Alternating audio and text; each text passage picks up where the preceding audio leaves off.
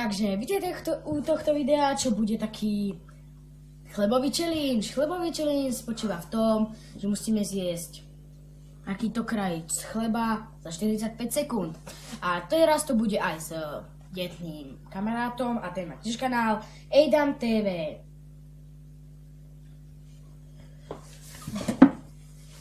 Takže Ejdam, povedz niečo o svojom kanáli. No tak, kanál som si založil nedávno a ešte nikto o ňom nevie, takže tam mám 0 zhliadnutí, 0 videí. Kanál som si založil pred 5 minútami. Áno, presne tak. A ja už ho mám asi od nedele. Takže mám tam už 3 videá. Keď to teraz pozeráte, tak asi už viete. Takže ideme na chlebový challenge. Takže takýto. Počkaj. Moment, spustíme stopky. Takže pripraviť sa, pozor, teraz.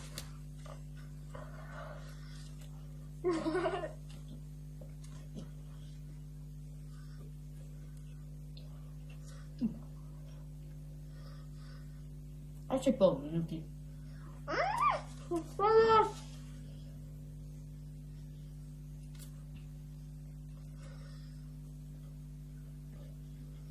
Dvadsať sekúnd.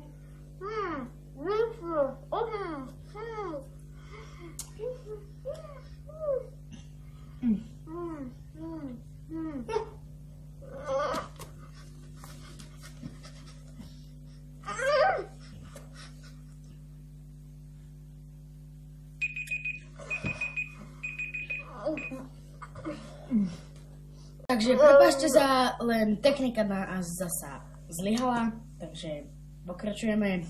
Zvládli sme to obidvaja, takže mne to chýbalo 5 sekúnd, aby som to zjedol, proste tak. Ja som mal ešte plnú pusu, ale v podstate sme to aj zvládli, pretože mali sme chleba v puse, skoro požutý, skoro v žalúdku.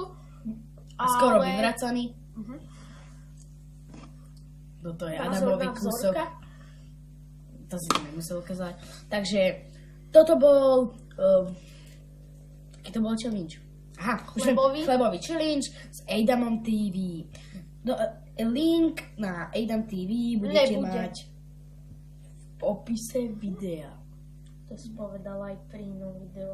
Áno, ale bude tam. Ja to urobím. Takže čaute, neváhajte a pozerajte. Čau!